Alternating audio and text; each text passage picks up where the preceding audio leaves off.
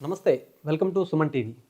MLC ఉపాధ్యాయ ఎన్నికలకు సంబంధించి కూడా కరీంనగర్‌లో నిన్న ప్రారంభమైనటువంటి కౌంటింగ్ కూడా మొత్తానికి బీజేపీకి సంబంధించినటువంటి మల్క కొమరయ్య విజయం సాధించారు.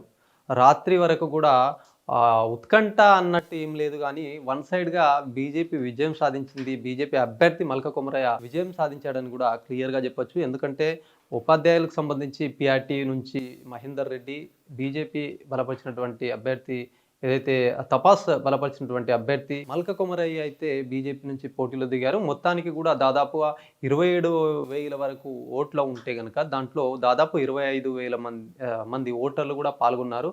ఇది మొత్తాన్ని చూసుకుంటే గనక దాదాపు 15,000 మంది కూడా పీఆర్టీకి సంబంధించినటువంటి సభ్యత్వం ఉన్న ఉపాధ్యాయులు కూడా అని చెప్పొచ్చు. మరి 15,000 మంది ఉపాధ్యాయులు ఉంటే పీఆర్టీకి సంబంధించినటువంటి అభ్యర్థి మహేందర్ రెడ్డి గెలుస్తారని కూడా ఒకవైపు వాళ్ళు ఆశాభావం వ్యక్తం చేసినప్పటికీ కూడా క్రాస్ ఓటింగ్ జరిగినటువంటి నేపథ్యం క్లియర్‌గా కనిపిస్తా ఉంది.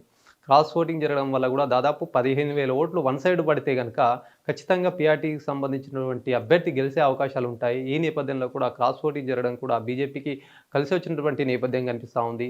మల్క కొమరయ్య ఎన్నికలకు విజయం సాధించాడు. మొదటి రౌండు, రెండవ రౌండ్ కూడా 2 రౌండ్లలో మల్క కొమరయ్యకు కూడా ఎక్కువ ఓట్లు వచ్చినటువంటి పరిస్థితి ఉంది. మొదటి రౌండ్‌లో దాదాపుగా 7,000కు పైగా కూడా ఓట్లు ఆయనకు రాగా కూడా సెకండ్ రౌండ్‌లో కూడా దాదాపు 5,000కు పైచిలుకు ఓట్లు రావడంతో కూడా మొత్తానికి కూడా అధికారులు ఆయనని విజయం సాధించినట్టుగా ప్రకటించినటువంటి నేపథ్యం చూడొచ్చు.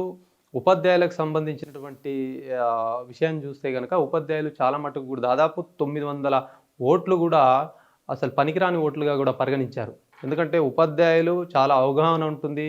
వాళ్ళు ఏసే ఓటు కూడా ఖచ్చితంగా చెల్లుబాటు అయ్యే విధంగా ఉండాలి. కానీ దాదాపు 900 ఓట్లు కూడా చెల్లని ఓట్లుగా పరిగణించారంటే దీన్ని బట్టి చూడొచ్చు. మరి ఉపాధ్యాయులు కూడా మరింత మెలుకోవాల్సిన అవసరం ఉంది. మరింత చాకచక్యంగా ఉండాల్సిన అవసరం ఉన్నట్టుగా కూడా చూడొచ్చు. మొత్తానికి బీజేపీ ఎమ్మెల్సీ అభ్యర్థి మల్క కొమరయ్య గెలుపు కూడా నల్లేరు నడకగా కూడా సాగినటువంటి పరిస్థితి. దాదాపుగా చాలా మట్టుకు కూడా బీజేపీ శ్రేణులు సైతం ఖచ్చితంగా తమ అభ్యర్థి గెలుస్తారని చెప్పేసి కూడా ముందు నుండి ప్రకటించిన నేపథ్యం మొత్తానికి ఎటకేలకు ఆయన విజయం సాధించినటువంటి సందర్భంలో కూడా జిల్లా వ్యాప్తంగా సంబరాలు నెలకొన్నాయి. నిజామాబాద్లో సోమవారం రాత్రి పెద్ద మొత్తంలో కూడా పార్టీ శ్రేణులు సంబరాలు చేసుకున్నారు. బీజేపీ జిల్లా అధ్యక్షుడు దిలీష్ కులాచారి ఆధ్వర్యంలో కూడా రాత్రి 9:30 గంటలకి పెద్ద ఎత్తున కూడా బీజేపీ సంబరాలు చేసుకున్నారు.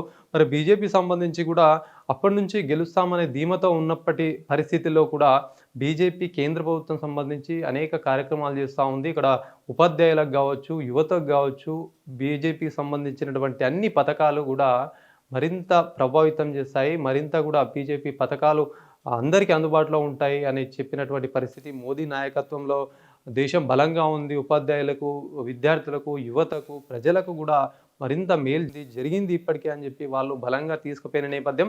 మరి ఇదంతా చూసుకుంటే కనుక ఇప్పుడైతే మొత్తానికి మల్క కొమరయ్య విజయం సాధించిన నేపథ్యంలో కూడా ఆయన కొన్ని హామీలు సైతం ఇచ్చారు. ఈ బీజేపీ ప్రభుత్వం మేము గెలిస్తే కనుక మరింత అభివృద్ధి చేస్తామని చెప్పిన నేపథ్యంలో మరి చూడాలి. మరి ఎలా ఉండబోతుంది, ఎంత అభివృద్ధి చేస్తారని కూడా వేచి చూడాల్సిన అవసరం అయితే ఎంతైనా ఉంది.